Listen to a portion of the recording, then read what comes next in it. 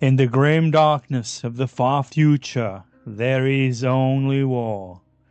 War without end, war without mercy, war that claims trillions of souls and still demands more. Yet standing against the endless tide are the Emperor's finest creations, angels of death, the Adeptus Astartes, the Space Marines. Gather closer, you weary children of the underhive. Draw near this flickering lumen globe, its light a fragile shield against the dark. Tonight, I, Halex the Shadow, shall teach you of these transhuman warriors, not as distant legends carved upon cathedral walls, but as living, breathing defenders of mankind. First, understand their names. They are called Adeptus Astartes, the chapter of the Adeptus, a formal title spoken with reverence in the halls of terror. It marks them as one of the Imperium's ancient institutions, born of the Emperor's own genius in the dark days of the Unification Wars. But to the common soul, to the guardsman in the trench, to the hive worker dreaming of salvation, they are simply Space Marines. A name earned in the fires of the Great Crusade, where they strode across the stars in mighty fleets, reclaiming lost worlds for humanity. Both names are true. One speaks of duty and heritage, the other of legend and terror. Now, what are they? They are not born, they are made. From mortal boys taken young from feral worlds, hive gangs and tribal clans, chosen for strength, courage and unbreakable will. They undergo trials that would kill lesser man, survive, and they are delivered to the chapter's fortress monastery. There begins the transformation.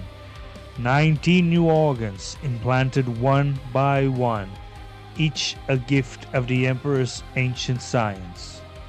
The secondary heart, to fight when the first fails. The os modula, to thicken bone and grow to superhuman size. The biscopia, to forge muscles of adamantine strength. The Hastamen, to make bloody carry oxygen beyond mortal limits. The Laraman's organ, to clot wounds in seconds. The catalepsian node, to sleep with half of the brain while the other remains alert. The Priomnor, to neutralize poison. The Homophagia, to learn of the flesh of the fallen. The Multilung, to breathe toxic air or even water. The Oculobe, to see in near darkness. The Lyman's ear, to hear whispers across the battlefield. The Sussman membrane, to enter suspended animation for centuries. The Melanochrome, to survive and shield from radiation. The Oolytic kidney, to survive where others perish. The Neuroglottis, to taste danger in the air. The Mucranoid, to endure vacuum. The Betch's gland, to spit acid. The progenoid glands, to harvest gene seed for the next generation. And finally, the black carapace, the interface that binds them to their power armor as a second skin. When the process is complete, a boy of 12 or 14 years emerges as a giant 7 to 8 feet tall, stronger than 20 men, faster than the eye can follow, armored in flesh and faith. They know no fear, not as we know it. Hypno-indoctrination burns terror from their minds. They feel loyalty, duty, rage, but never the cowardice that grips lesser hearts. Each belongs to a chapter, a brotherhood of 1,000 warriors, descended from one of the 20 original Primarchs, the Emperor's Genesons. Ultramarines of Gulliman, Blood Angels of Sanguinius, Space Wolves of Russ, Dark Angels of the Lion, Imperial Fists of Dawn, Iron Hands of Ferrus Manus, Salamanders of Vulcan, Raven Guard of Corax, White Scars of the Khan, and others, some loyal, some lost, some renamed in shame. Each chapter bears its own colors, traditions, and temperament, yet all serve the same purpose, to be the Emperor's sword and shield. Now, come with me into the daily life of a Space Marine, not the glory of battle, but the endless discipline that forges them. Dawn breaks over the fortress monastery, though many orbit worlds or drift in the void. The battle brother rises from his stone slab, no soft bed, no comfort. He kneels in the prayer before the Primarch's statue, reciting the canticles of hate, the Emperor's name upon his lips. Then, armor maintenance. Each piece of armor is a sacred relic. He cleans every seal, oils every joint, checks every servo, hours spent in reverence. Training begins. The kill house, simulated battle against servitors or holographic foes. Bolt of fires echo, chainswords scream. He fights until exhaustion would claim a mortal, but he feels only the beginning of fatigue. Melee practice in the dueling circles. Brothers clash with dulled blades, learning every weakness of Orc, Eldar, Tyrannid, and Chaos. Tactical briefings, studying ancient campaigns, memorizing the Codex Astartes, or defying it, depending on the chapter. Hypno-indoctrination continues even in adulthood. While the body rests, the mind absorbs new knowledge, languages, star charts, enemy doctrine. Meals are simple, nutrient-dense, no pleasure in taste, only fuel for war. Afternoon brings live fire exercises, or deployment drills aboard Thunderhawk gunships. Evening prayer, confession to the chaplain, purity seals renewed, and always watch for the call of war, the astropath's scream of distress from an ancient world, the chapter master's command. Then the routine ends. They board strike cruisers, drop pods burn through atmosphere, and the angels of death descend.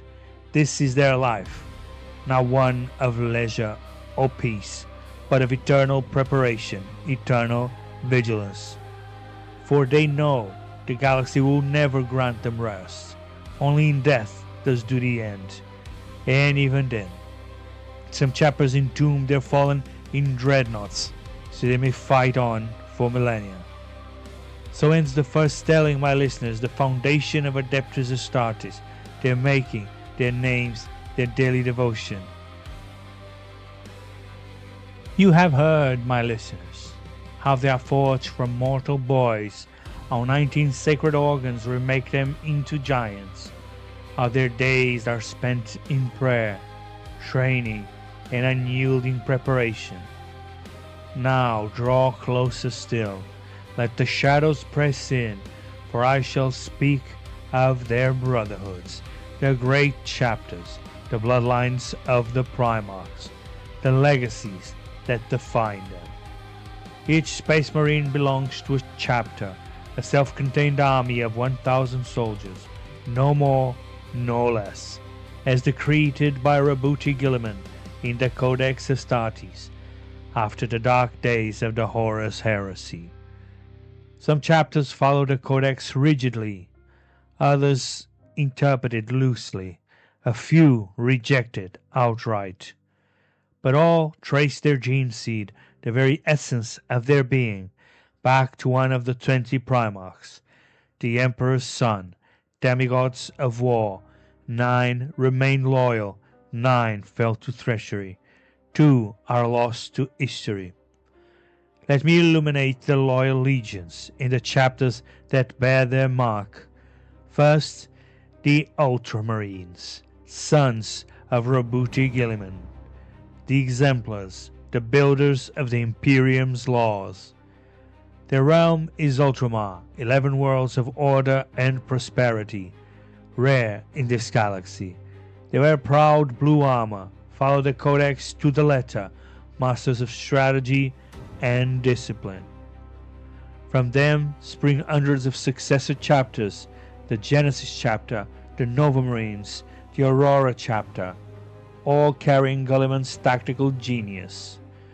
When the Primarch returned to the Indomitus era, he crossed the Rubicon Primaris, became greater still, and many Ultramarines followed, reborn stronger, taller, deadlier.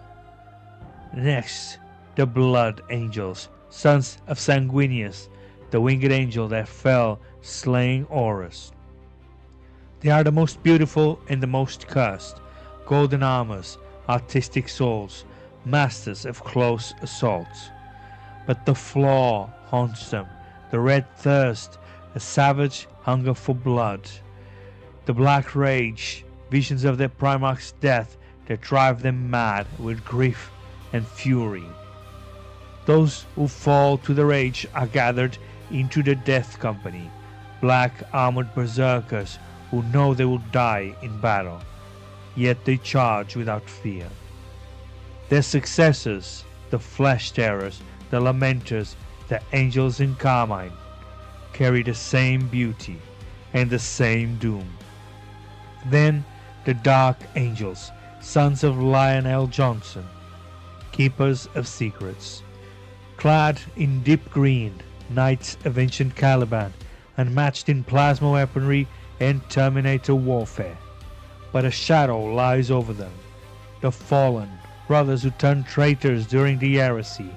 The Dark Angels hunt them still, in utter secrecy even from other chapters.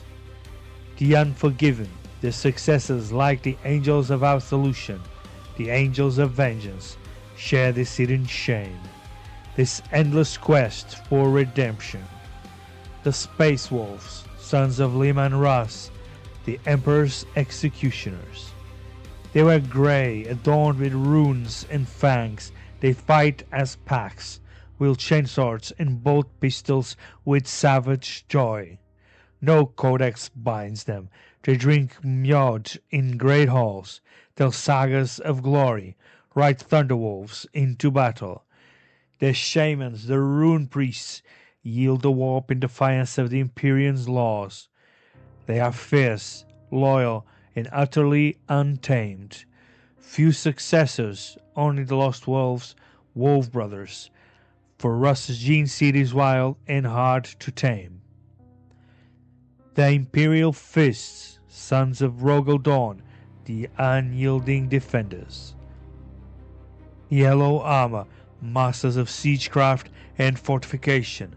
They held the walls of Terra during their heresy, stood unbroken when all seemed lost.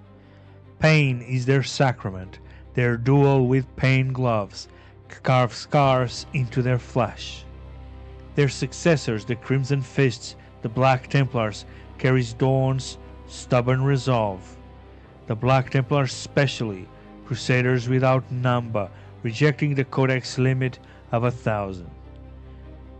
Then the Iron Hands, sons of Ferrus Manus, beheaded on Istvan V. They wear black and silver, despise weakness in flesh, replace limbs with bionics. The flesh is weak, is their creed. Cold, logical, unyielding as iron. Successors like the Steel Confessor share their disdain for frailty. The Salamanders, sons of Vulcan, the most humane. Green armor, flame and melter weapons, their specialty. Born on volcanic Nocturne, they protect civilians where others would sacrifice them, craft their own weapons with master skill. Few successors for Vulcan's gene seed, he is rare, but those that exist burn with the same compassionate fire. The Raven Guard, sons of Corvus Corax, shadows and stealth, black armor, masters of guerrilla war and precision strikes. They strike from the dark, vanish like ghosts, scarred by the drop site massacre. They favor speed over brute force. Successes like the Raptors excel in covert operations. And then the White Scars, sons of Jagatai Khan, the Laughing Killers. White armor with red scars, lightning assaults on bikes and jets. Nomads of Chogoris, they love speed, the hunt, the open sky. Joyful in battle where others are grim. Their successors carry the same wild freedom. These are the first founding chapters, the direct sons of loyal Primarchs. But hundreds more exist, second founding, later foundings, some bear mixed gene seed, some are cursed or experimental, like the Carcharodons, silent void hunters, the Minotaurs, brutal enforcers of the High Lords, the Exorcists, demon-possessed in initiation to build resistance, the Deathwatch, black-shielded veterans of many chapters serving the Ordo's Genos.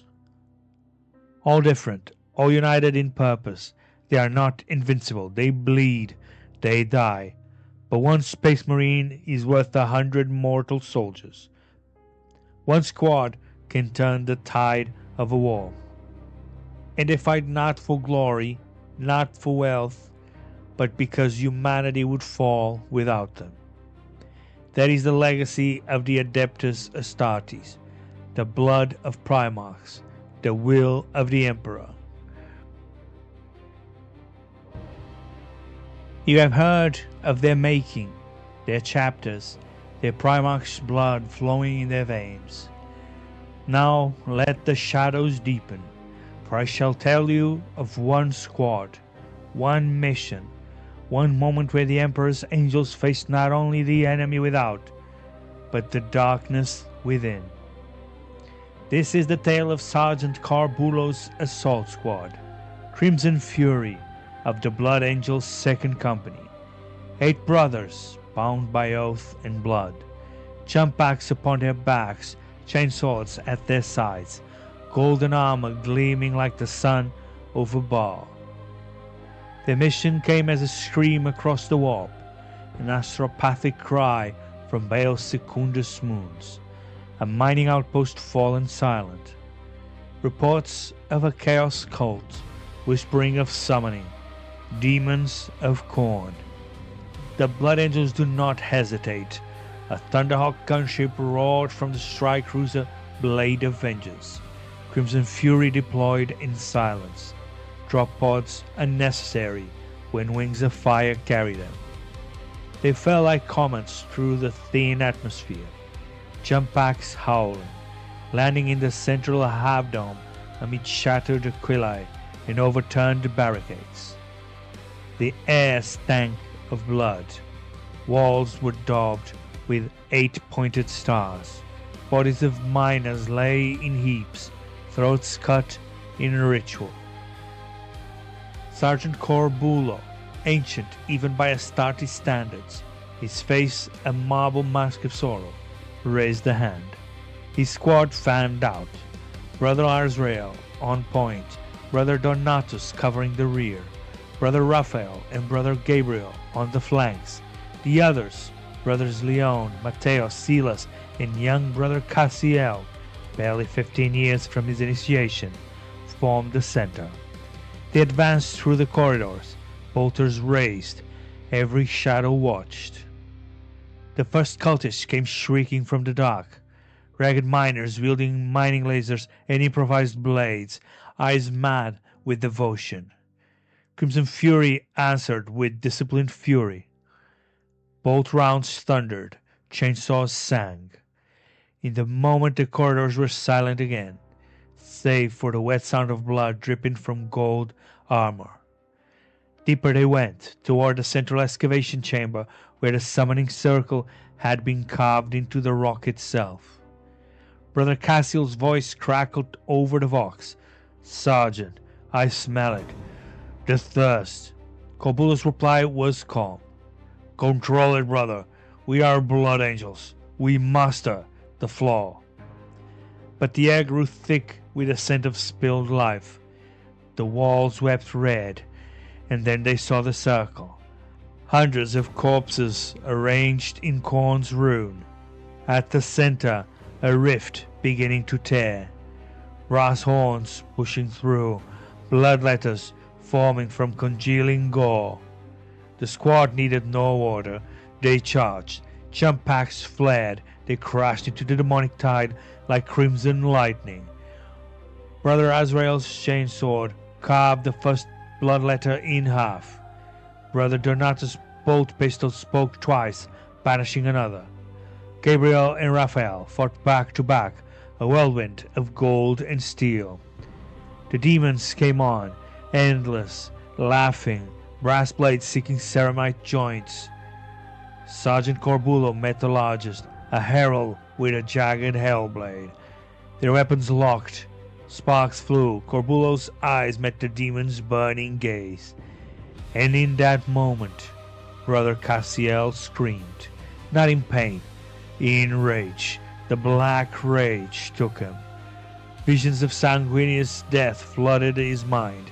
The Primarch's golden wings broken, Horus talent through his chest. 10,000 years of grief compressed into a single heartbeat.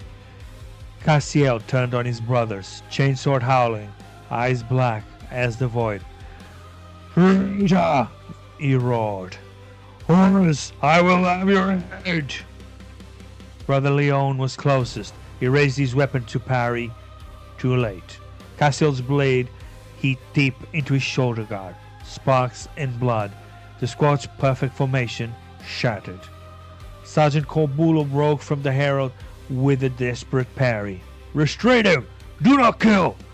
But the demons pressed their advantage. A bloodletter's blade found Brother Matteo's helm, cracked it, drove through. Matteo fell without a sound. Brother Silas turned to aid Leon and took a hellblade through the thigh. He went down roaring the Primarch's name. Cassiel raged on. 3 brothers now fought to contain him, while the rest held the demons. Corbulo's voice cut through the vox like a blade. "Cassiel! Remember Baal! Remember the Tower of Hamaria! You are blood angel, not beast!" For a moment, Cassiel hesitated, a flicker of recognition in those black eyes. Then the herald's blade took him across the chest. Ceramite parted, blood, rich, red, angelic, sprayed across the circle. Cassiel fell to his knees. The rage left him as suddenly as it came. He looked up at Corbulo, eyes clearing, understanding. "I failed you, Sergeant." Corbulo's answer was a single bolt round. Mercy, the Emperor's peace. With Cassiel's death, the circle faltered, the rift wavered. Corbulo roared a litany of hate. The remaining 6 brothers rallied. They fought as one. Azrael and Donatus held the center. Gabriel and Raphael took the flanks. Leone and Silas, wounded but unbowed, poured bolt of fire into demonic ranks. Corbulo met the herald again, this time no hesitation. His chainsword found the demon's neck. The herald dissolved, streaming back into the warp. The rift collapsed, the last blood letters vanished. Silence fell. 6 brothers remained, 2 lay dead. Sergeant Corbulo knelt beside Cassiel's body, removed his helm, closed his brother's eyes. "We mastered it," he whispered, "for today." They carried their fallen back to the Thunderhawk. No words on the flight home, only the low hum of jetpacks cooling. In the Apothecarion, the progenoids were harvest. Cassiel and Matteo would live on in future sons. But the squad would never be whole again. This is the truth of the Blood Angels, my listeners, the most beautiful, the most cursed. They are the Emperor's perfect rage and his deepest sorrow. They fight not just the enemy, but the monster that lives in their blood. And every day they win, until the day that they do not. Remember them. Do not curse them. When you curse the dark, when you fear the thirst in your own heart, the angels feel it too, and still they stand for you, for humanity, forever, in the Emperor's name. You have heard their tale, my faithful listeners, the glory, the rage, the mercy delivered by a brother's hand. Sergeant Corbulo and Crimson Fury stand as a mirror to all Adeptus Astartes, superhuman, unbreakable, yet forever marked by the cost of their perfection. This ends my telling of the Emperor's angels, their forging, their chapters, their endless vigil, and the price they pay in blood and soul. Now, before this lumen globe flickers its last, and the underhive darkness swallows us once more, hear me plainly, you souls gathered in the gloom. If these tales of the Adeptus Astartes have kindled fire in your heart, if they have reminded you that even in this cruel galaxy there are those who stand between mankind and oblivion, if you would walk further with me through the shadows of the 41st millennium, then I, Halex the Shadow, would be deeply honored if you reached forth to the mechanical device that bears my voice across the void. Seek the runes and icons beneath this stelling, the aquila of approval held high, the bell that tolls for coming tales, the words subscribed, etched in light. Mark them. It is no heresy, no betrayal of the Emperor. It is a quiet oath, a vow that keeps the story alive in these forgotten depths. Let your thumbs rise in the Emperor's sign. Let the bell summon my next words to your ears. Let your name be counted among those who listen from the dark, so that when I speak again, my voice finds you without fail. Do this small duty, and together we shall hold back despair, one grim tale at a time. Now speak, brothers and sisters of the underhive, in the comments carved below this vox casting. Tell me your desire, the burning faith of the Adeptus Sororitas, the endless courage of the Astra Militarum, the cold mysteries of the Adeptus Mechanicus, or yet another legend of the Astartes. Name it, and Halex the Shadow shall answer. In the Emperor's name.